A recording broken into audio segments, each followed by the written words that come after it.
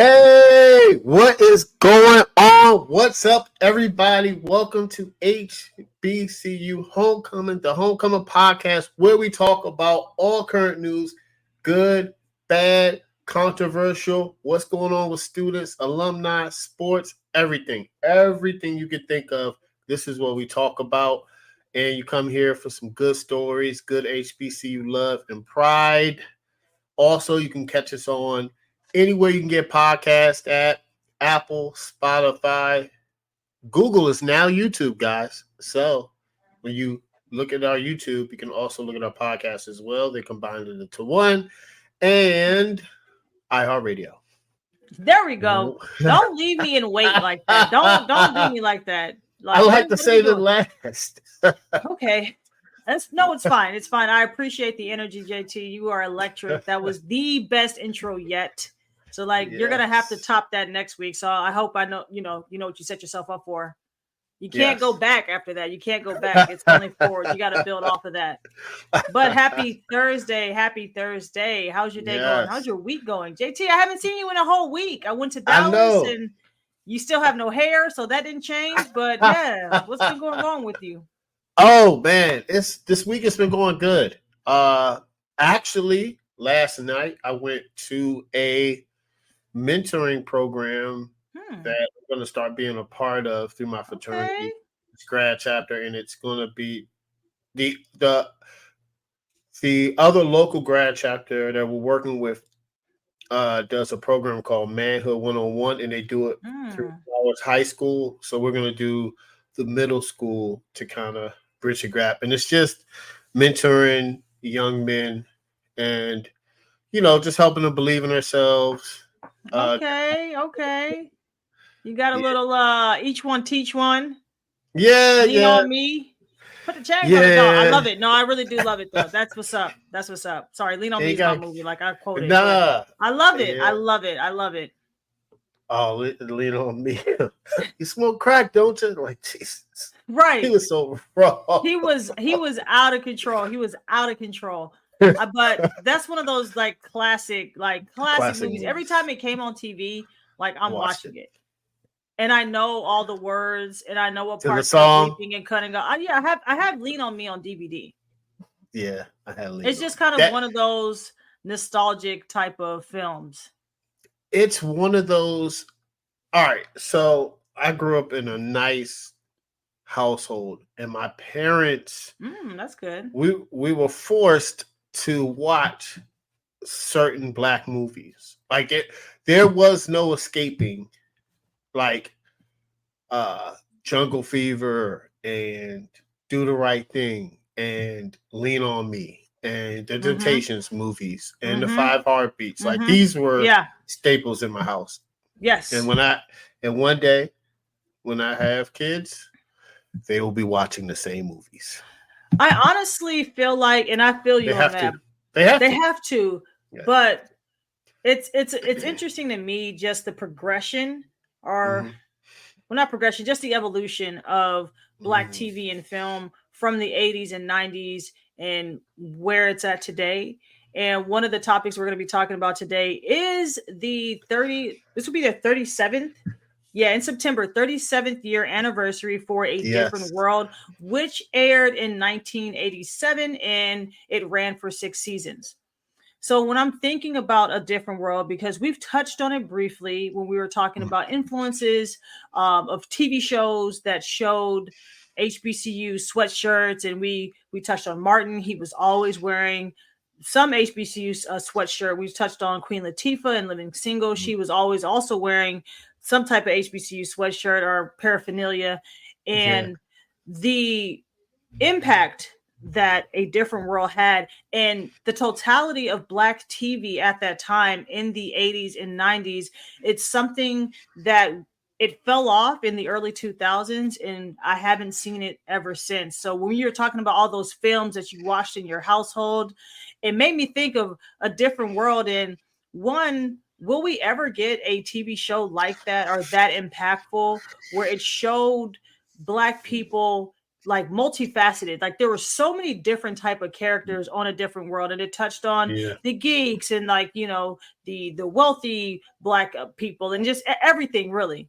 And it just showed how diverse Black people can be, and not putting us in this box, and also hitting very current events like AIDS and date rape and all those other issues that weren't really being talked about like that, especially in that time where, you know, TV was supposed to be wholesome, and there it was a little bit more on the edgy side. So how do you feel about A Different World? Like what was its impact on you as a child, and maybe going to HBCU? And do you think there's going to be another show, or has there been another show since like A Different World? Oh, that's a good question. Okay, so once again, like the Cosby Show was a staple in my household, and The Different World kind of led into that. And I was so young watching it. I thought, how old were you? I was between the ages of, I guess, like 5. Okay, got it. Probably like 11, 12. Okay. But then as soon as like so you know how that I used to watch a lot of reruns, and then I caught up to it when I was older, but I used to watch it as a kid. Because it was always on TV. The reruns were always on TV. And I was like, oh, you know what? Oh, it's the Cosby Show. And then after Cosby Show, it segued right into A Different World. Ooh, yeah. Where you come from? All right, anyway. So okay, she's gonna hit that high note. It's fine. It's fine. Nah, I'm not gonna hit the high note. I'm not a good singer. I can harmonize. It's okay. We all got to stay in our lane and just do the things that God gave us a talent for. So it's okay. So you were saying that you thought Hillman College was a real university. Yes. Okay. You're not the only one. It's when I was a kid, like I was so the nostalgic of it, right? Because the Cosby Show was so big, and this was like the Cosby Show's like college, right? Where you had the young daughter go there, Lisa Bonet. Yeah, Denise Huxtable, yes. Denise Huxtable, who is still beautiful, and she's bad. Let's just call it spade what it is. Let's call it spade. That's spade. A lot of crutches, and she was beautiful. Listen, she's beautiful, you know. My wife will say that as well. So it was just awesome that Hillman was a college and HBCU, and the stories that they would tell, right? Like you hit on it, everything with the age, racism. I remember the episode where Dwayne was in jail, right? And also it showed the great side of Black love.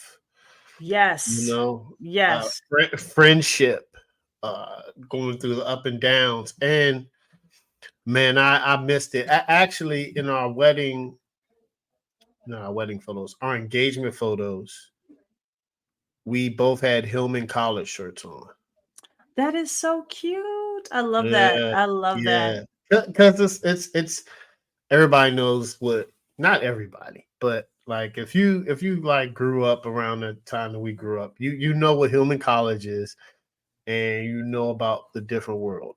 Now, I would even argue younger generations know about it too, because it's been that impactful. There is a surge, I want to say maybe 5 years ago in particular, when all these Gen Zers, whatever you want to call them, they were watching, no, for real, I can't keep up, but they were watching like Fresh Prince of Bel-Air, you know, all those shows back in the 90s. Like, you don't remember that, where the 90s fashion just like came back and everybody I remember that. I remember. Yeah, like, so I feel like because of that and them trying to, was that a couple years ago? Past, yeah, I feel like maybe during the pandemic or whatever. Yep, it was. Again, every episode I say this, time's a construct. I don't believe in it. So whenever that was, so I will actually argue that maybe not a lot, but I do think that they know what Hillman College, even younger generations know what Hillman College is. Like if they saw it on a sweatshirt. Yeah, I hope so, man. I do, because it's some things I think that are from our past, especially like nostalgia. Like I just hope it stays and is passed down from generations to generations. That's part of our history. For sure. That was a big time where sitcoms, black sitcoms weren't getting as much love as it is nowadays. And you think so? I think back then it might have been a little bit harder. I think in the 80s and early 90s, I think it was a lot of things going on where it was probably a struggle, especially with pay. A lot of stuff's coming out about that now, and I think it's still going. I think it was harder. I think nowadays there's so many outlets that we have. I think it's easier. You know what I'm saying? Like this YouTube, where we can connect. But yeah, I can see. I don't know. But I feel like for sitcoms, I don't watch a lot of quote unquote black sitcoms, and I don't see the same sitcoms anymore. I feel like in the 2000s, once like reality TV started kind of kicking in full gear, we shifted as a culture away from that wholesome sitcom vibes. Like, where are the Jamie Foxx shows? Like, where are the Martin shows? About that.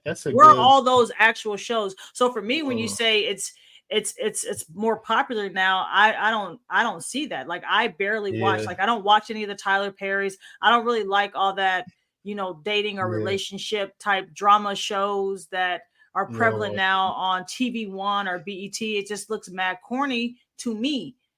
Yeah. And I just think also too, I'm in a different mindset. I'm a lot older, so the type of shows that I like to watch have to be well crafted. And I don't know, but I think we were like with streaming and everything, it kind of separates the household. Like you notice back in the 90s when you were younger, we're watching TV as a family. First of all, you're lucky to have one television set, and that's in the living room. You don't have a lot of options, so you're watching what's on primetime TV. So it's like it almost forced eyeballs to be glued in that moment. Now there's so many distractions. That's why I say maybe the impact isn't there.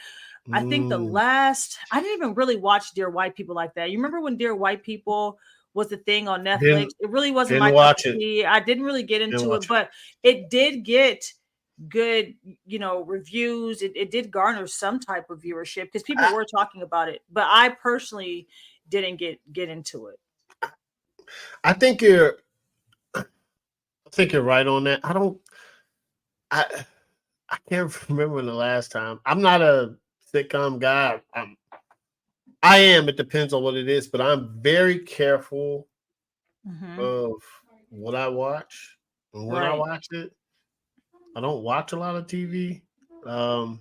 Most times I'm watching TV. I'm weird, man. I watch like a lot of cooking shows and the renovation. I do too. Can I tell you, this is so off topic, guys. We're gonna get back to all things HBCU. Have you seen Next Level Chef? Yes, I love it. Oh my goodness. I love it. I didn't even know this show existed until this past weekend. I was on the 3rd season. I love it. I said, what is happening? I'm hooked. I'm addicted. I am thoroughly addicted to that. It's insane. Yes. So when you said cooking show, like this, that cooking show is different. It's different, guys. Yes. But no, back to crazy. A different world. They're going to be doing a tour, and it actually starts today, like the day that we're recording this podcast, not when it's airing, which is on Monday. So it begins February 29th. They're actually going to start in Atlanta. It is a 10 schools tour that they're going to be going around. They haven't announced all the cities that they'll be touring, but they did announce that they're at least stopping at Howard University, and they're going to be in Alabama. But it's starting off in Atlanta, which is home to, as you all know, Clark Atlanta, Morehouse, and Spelman College. Yes. So the purpose of this tour is not just to get a sense or a feeling of nostalgia, which is you're going to get that anyway, because it's like, oh man, it's a different world, like very iconic. But they are on a quest to raise awareness and enrollment for HBCUs worldwide. And there was actually a study that was put out that showed that a different world actually increased enrollment at HBCUs at the time. So it's not even a thing of, man, I feel like this show was impactful because it empowered me. There's actual data that shows that attendance for HBCUs actually increased compared to just, attendance at all colleges and universities in the U.S. So I think it's very important to remember and to focus on what their main objective is for this tour, but also remembering and appreciating the influence it had on my childhood. And I wouldn't say my decision, right? I told you before, I didn't decide to go to an HBCU because of, oh, I saw it in a different world and I, Black lives and pro-Black. I did it because I got the most money. They gave me the most money and I didn't have a lot of money for college. So it was just a smart financial choice and I don't regret it. I will say this though, when I finally got to Howard and had that experience, it really started clicking. And now I could go back and watch a different world and be like, huh. Because the director and producer, Debbie Allen, she went to Howard and a lot of the inspiration for her producing and directing that show was based off of her experience at Howard University. So that you could see some of that authenticity and just like the scripts and, everything like that with the show, which I thought was amazing. I love it. And I did. It was funny. I was reading some articles about it today and she actually sent people to HBCUs, like you just said, to actually like get in there. And I agree with that. The best experience is, guys, to be thrown into the fire. The reason I say that is because every job I have and every time that I excelled, whether it's pledging a fraternity, whether it's being a server, you get thrown into it, and your ability to, hold a lot of information and sink or swim. You know what I'm saying? So it is for man. Listen. I've seen people sink and I've seen people swim. But I love it, and I tried. This is early. I went on the website, but right now it's mostly students and alumni. Like they said in order to like get a ticket, you have to have edu at the end of your email. And I haven't. So they on some Facebook 2005 type bullshit. Students, let me tell you something. Man, open that up, guys. So you would be packed if you open that up. Just open it up to open it up. But I get it. Maybe they're testing it out. But like I tried to get tickets to the Howard, and I was like, only to ED. I was telling Faith, my wife, I was like, wait a minute, I haven't had an EDU at the end of my email address in a long time. My Facebook email address is still EDU, even though I cannot access that email at all. For real?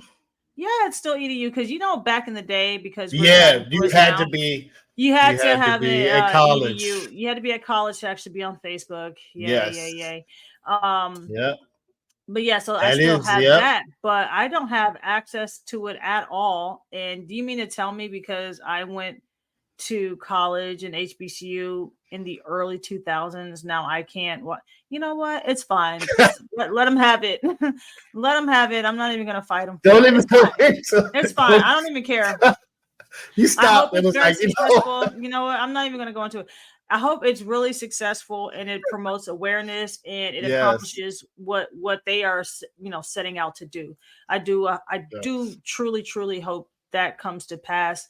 And we keep discovering new programs, individual people that are doing whatever they can to promote awareness to HBCUs and to get enrollment up and to just let students know, high schoolers, like, hey, this is an option.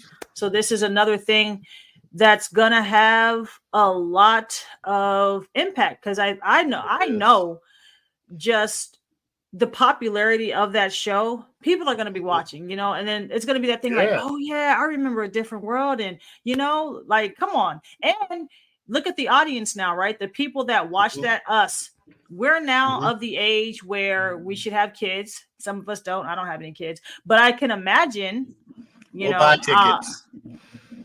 I might no damn tickets. I'm talking about but we're the age that we spend, like, No, That's not what I'm saying. I'm saying we're at the age now where we're having kids and they should at least be in middle school, maybe going to high school. And it's a thing of different world has influenced us enough to go to an HBCU. So now we can pass that influence on to our kids. That's what I'm saying. Like, what are you talking about money, JT? What are you even talking about? So because that, like, if you have like family, you're gonna take everybody to go and spend the money to go to the event. That's what I was saying. Our generation. Oh, that's a good point. That's a good point. Yeah, we'll be like, oh yeah, we got it because we have families and we're adults now, and that's what I was saying. Like, yeah, of course we'll take our kids to go. That is a good point because I do have some friends in high school that have older kids. That's a great point. That this would be a good chance because this is a very good point. If you want to impact the people that aren't at the HBCUs and impact the people at the HBCUs, but in order to do that, you kind of have to go outside to be uncomfortable. So I get why it's just for the students at the HBCU, but I don't, because if you want enrollment to go up and awareness to go up, then you would let it open to the public. And listen, when the event space is at capacity, that's it. It's sold out. And then because you can get people that take their kids there, you can get people that didn't that went to a HBCU.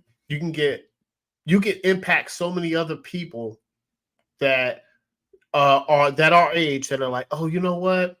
I'm going to send my kid to HBCU because I went to the Different World Tour. And now it's just because I get it for the students, but I don't.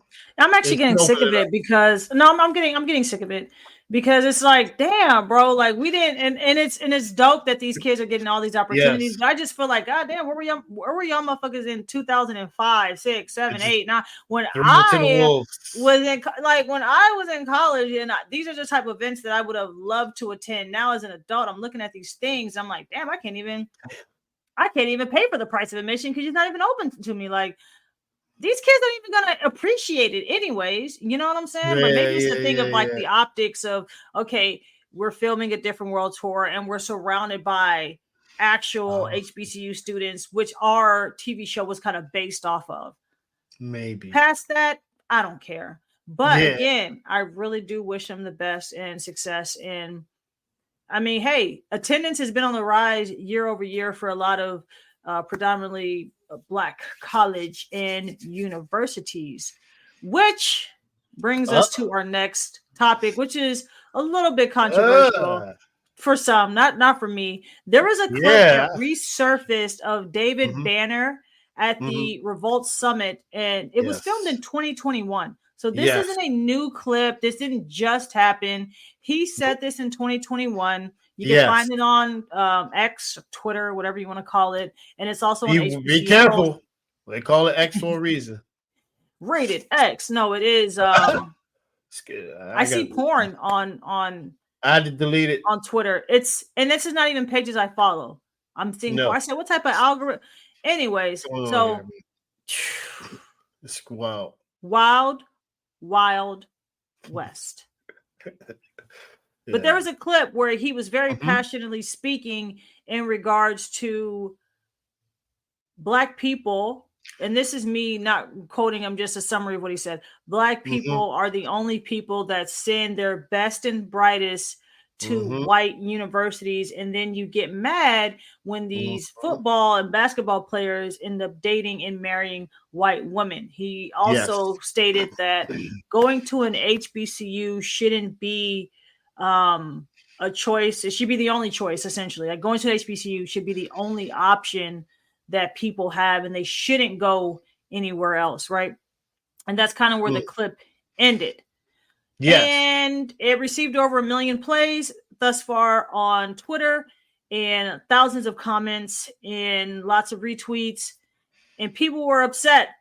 They're upset with what he said. What I did was I watched the entire.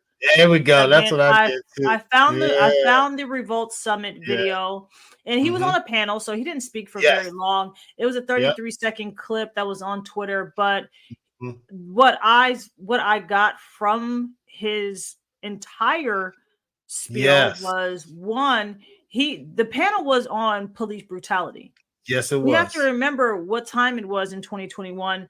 Yes. What we went through in the pandemic, all the police brutality, people dying by the hands of on-duty officers, and that was the focus of that particular panel. So he was feeding off of that energy, segueing it into the Black community, always looking for other people to help them, especially when it comes to policing, and saying, hey guys, if we all gave $100 a month, we could hire our own security and police, and we can be policing ourselves.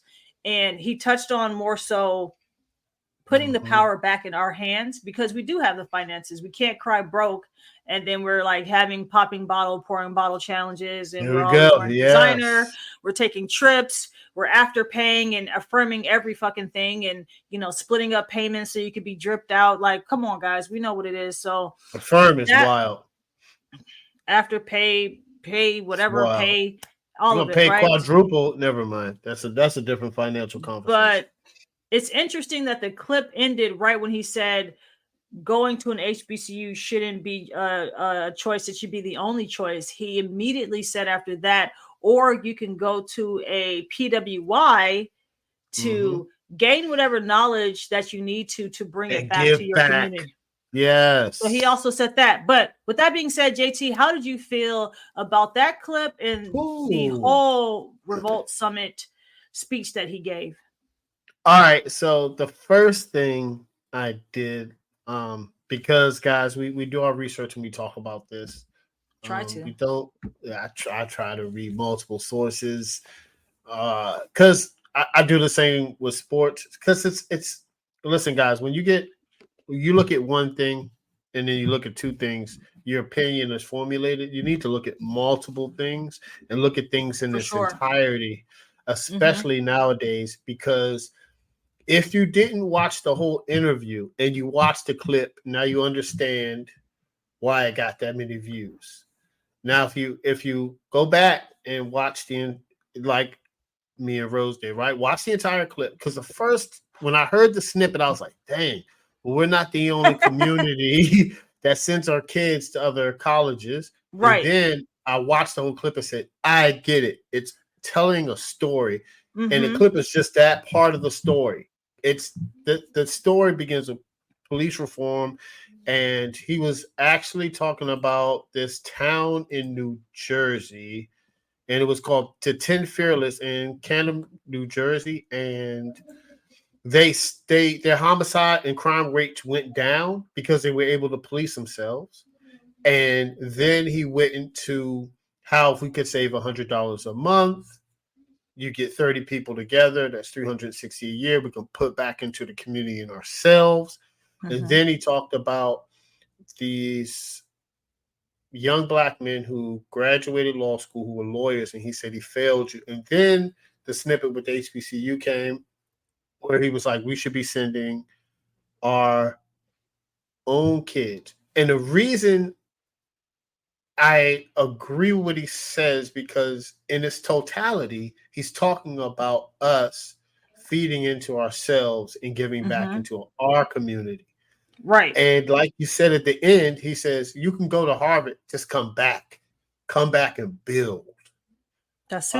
So I think that, listen, this is the time of the internet where people are going to snip things up. And I mean, he's probably like, golly, I said that years ago.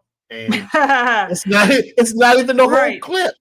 Yeah, you know and I think it was very strategic that they ended it right there, because they literally, it wasn't like it was running out of time, bro. It was 33 seconds. You could have added literally the next sentence. To at least make that, but controversy sells, and that's what trends. There are some things that I didn't personally agree with him on, like that generalized statement that most Black people want to be white. Yeah, that was wild.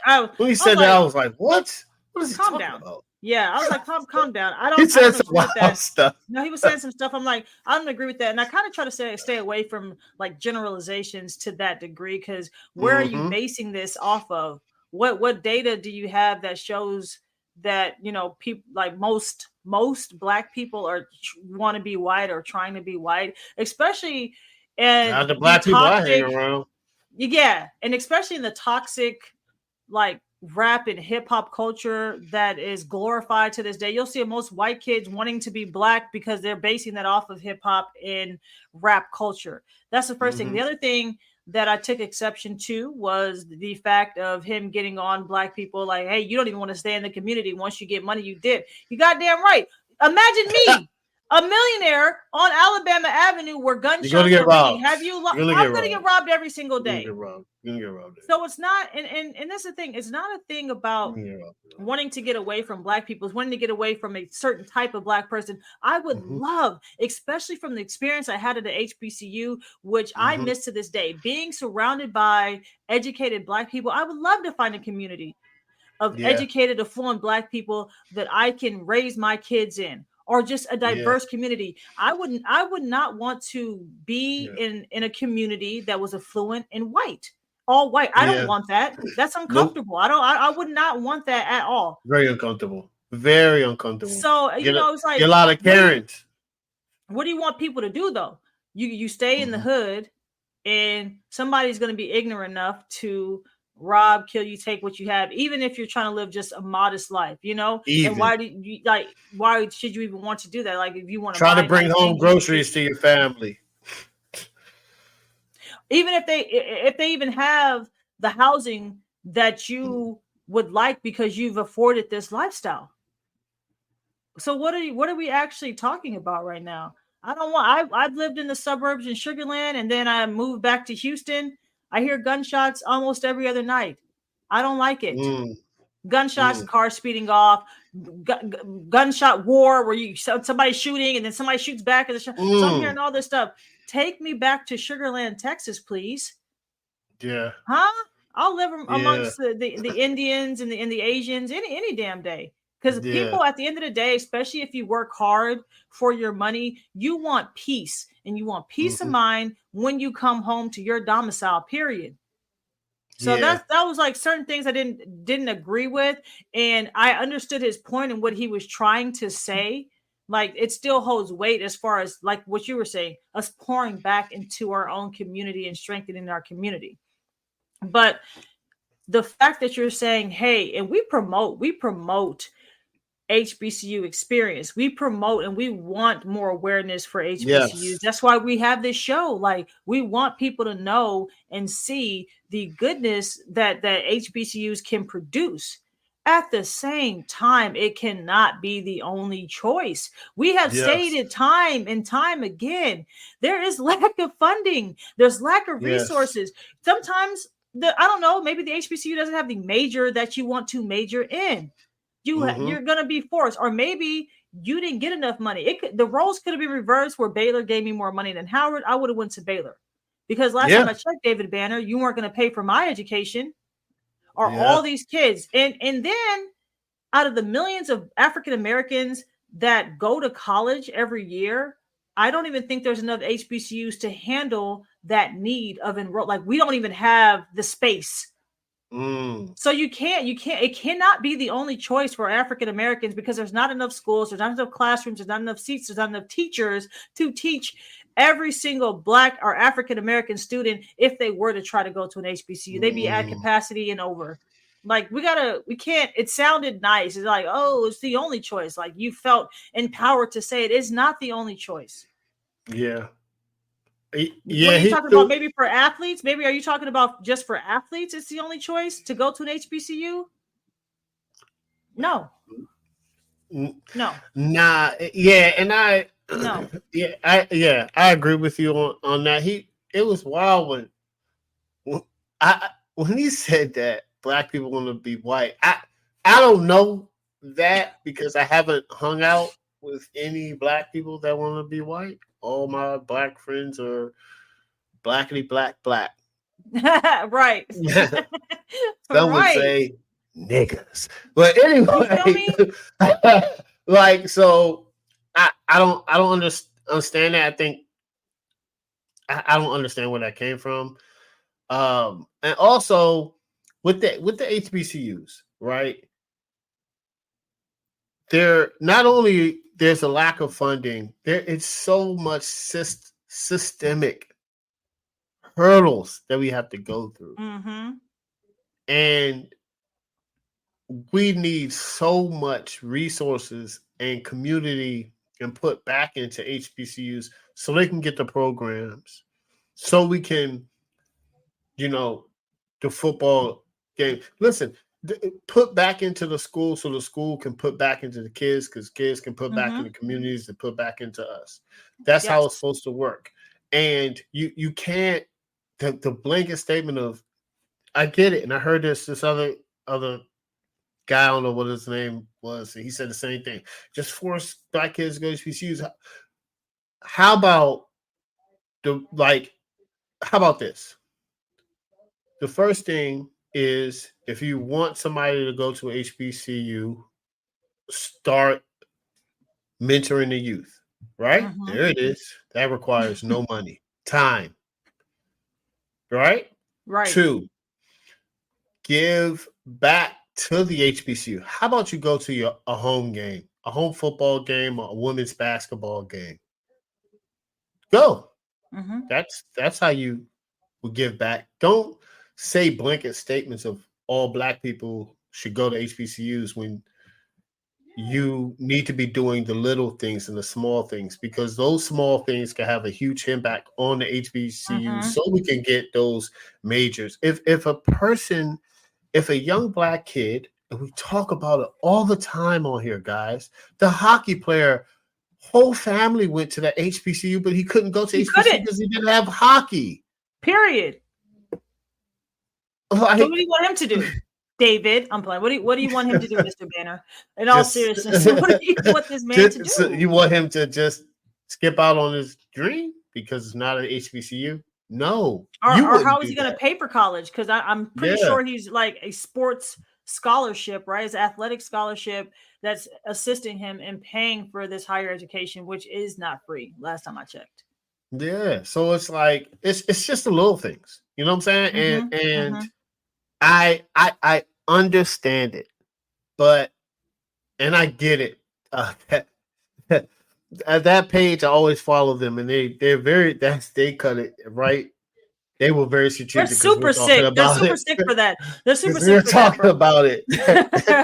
Yeah, they're super sick. I'm gonna tell you this. Boy. I'm gonna tell you this. I grew up in A-Leaf, as most of you know already. I grew up in A-Leaf, and I used to get teased for how I spoke. And you sound white.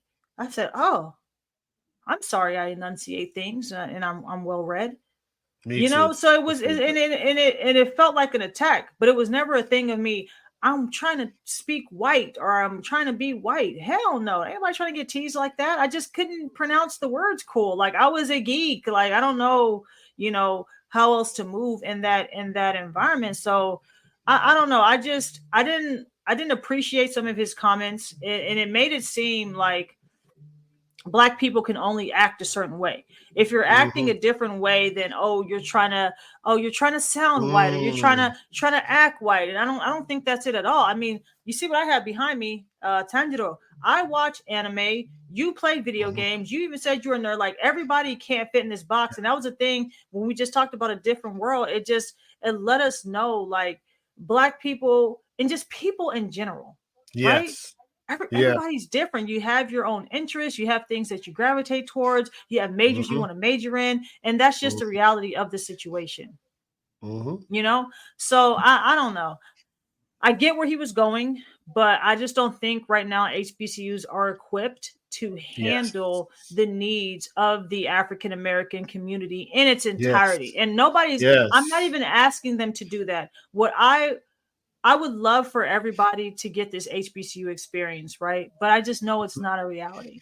But I just want them to know it is an option. So as you're applying to these Ivy League schools, as you're applying to these schools that have your program, maybe search for an HBCU and see if maybe there's an HBCU out there that has your major.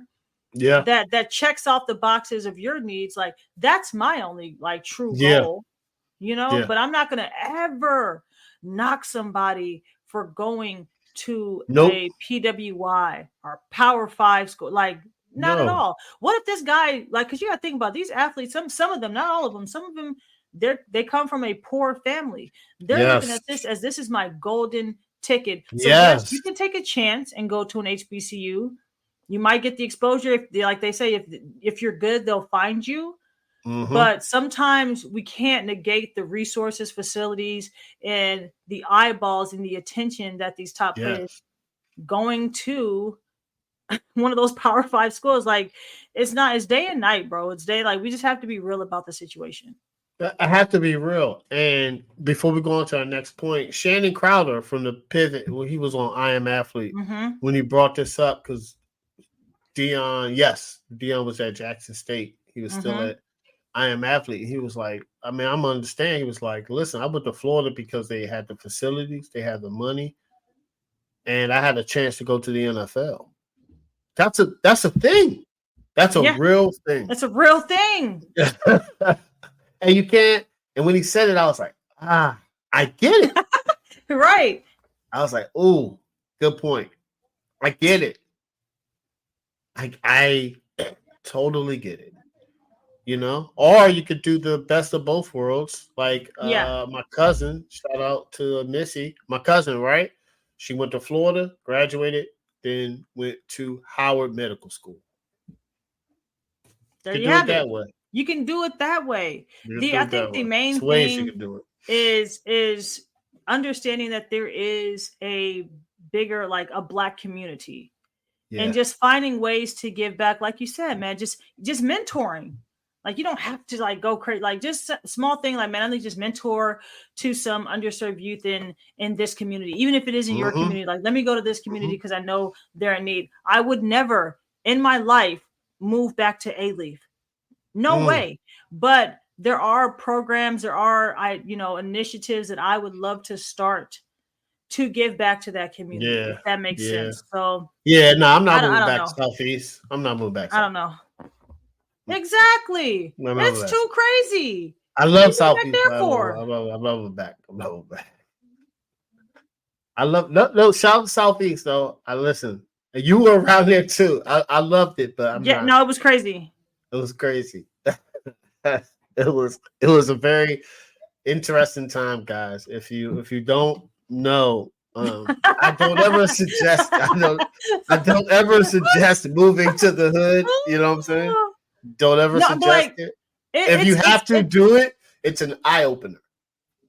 It has its pros and its cons because my neighbors were some of the really sweetest, down to earth. You had the block parties and things like that, but also what you'd have was buffoonery and nonsense and people just getting shot, dying, police chases, car chases, like just stuff that I'm not even trying to be a part of, if I'm being honest, because there are things people called innocent bystanders. They die.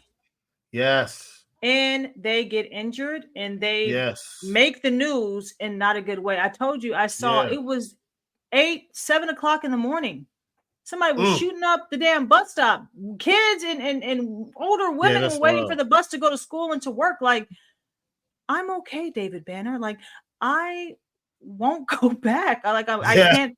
My heart can't take stuff like that. I can't take nothing like that, bro. Like, so I don't know, but it is what it is. I think people were very, very opinionated in that comment section. Like, they were on fire about it. And I'm like, they were so pissed. I'm like, listen, honestly, it just comes down to promoting awareness and uplifting our HBCUs and giving students, the opportunities that PWIs give them. And a great way to do this, or a great way that this is being done, is with the Legacy Bowl. So, basically with the Legacy Bowl, if you guys don't know, it's a way for showcasing the best NFL draft eligible football players from HBCUs. And it started in 2021. So what are your thoughts on the Legacy Bowl and its impact on HBCU students and culture? Actually, I love the Legacy Bowl. Two of my fraternity brothers, one is at Morgan, and a couple of my friends I went to school at Bowie. Shout out to Tone, Coach Morgan, Coach Kyle. Kyle's my man. Kyle coaches at Bowie. He actually was down there, and it was on the stories. Next year, I'm gonna have to. Next year, I'm gonna have to go down there. And it's nice. I was just looking at an article. It's not just about football, but it's like a whole week displaying HBCU pride. Yeah. It's bands down there. It's oh man, I can only imagine college fairs. The atmosphere. Like a lot. Yeah.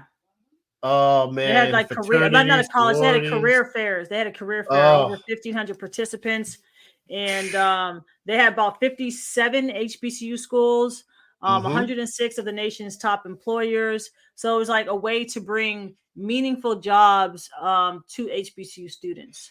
So I think that was another thing, in addition to the 103 HBCU football players that were able to kind of showcase their talents in front of NFL scouts and also a national TV audience, because I was on NFL Network. So yes, it's an amazing thing. Amazing thing. And I believe a lot of it was, they have a board of the trustees, and I feel like all of them went to HBCUs. It's some big names on there. Mel Blunt, Doug Williams. So many names. Yes, Art Shell.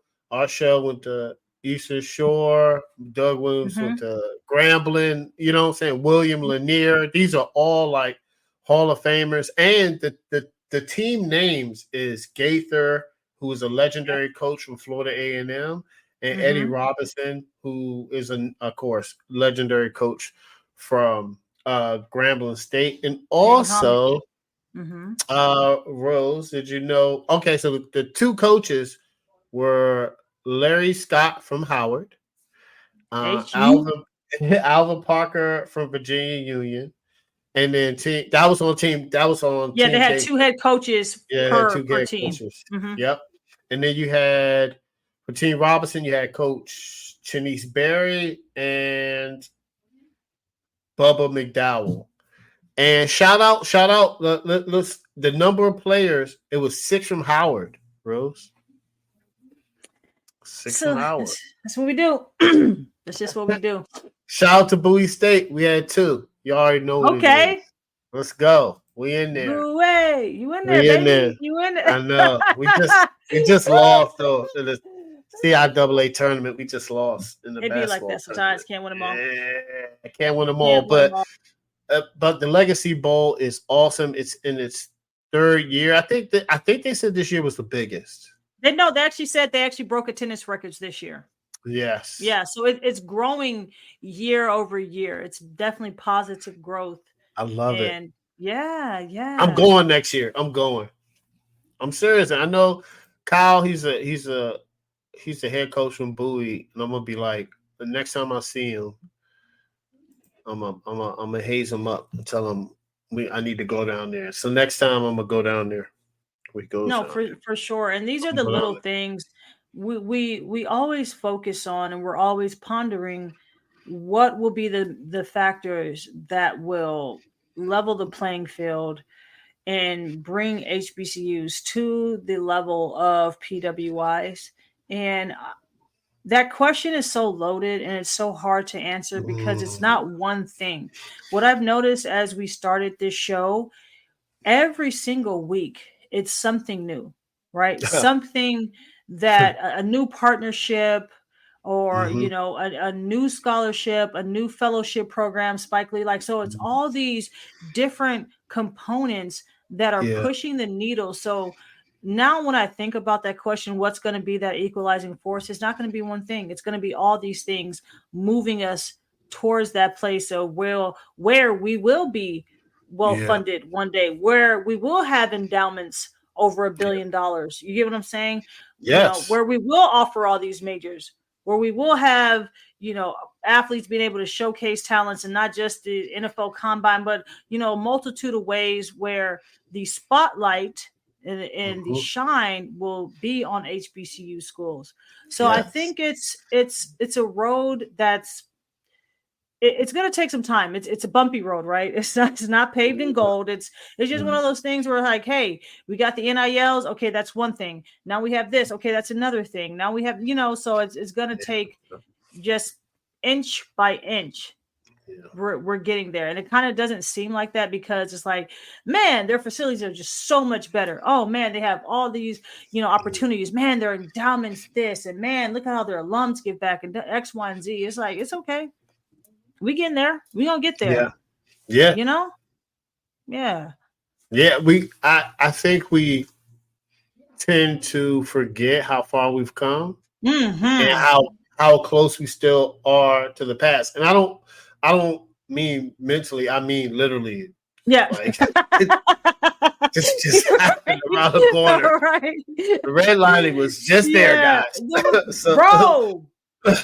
When I learned about fair housing laws, and I was like, they were redlining when? Yeah, it's crazy. Yo, this shit is actually crazy. Okay. It's crazy. Crazy. Yeah. So that's right around the corner, and I think it's gonna get better and better, because not only because of this show, because you guys who watch, you guys who listen, you guys who share, and the IG, TikTok, sponsors reaching out. Then you have just entrepreneurship. So this is a wonderful time.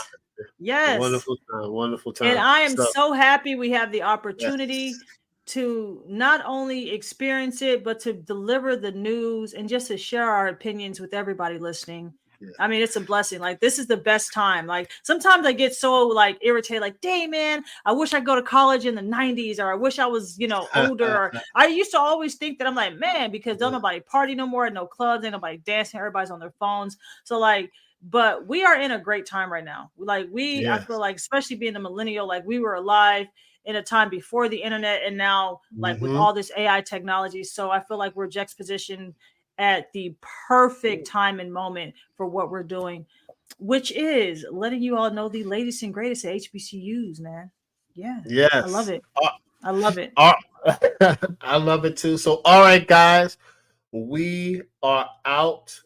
Please catch us every Monday on YouTube. And remember, everywhere you catch any podcast, Apple, Spotify, YouTube, iHeartRadio, and please join us. Like, comment, subscribe, and we're going to always be here sharing our wonderful stories about the latest impact of HBCU news in and out and on and within the community. All right, guys, we will see y'all later. We are out. Peace. Bye.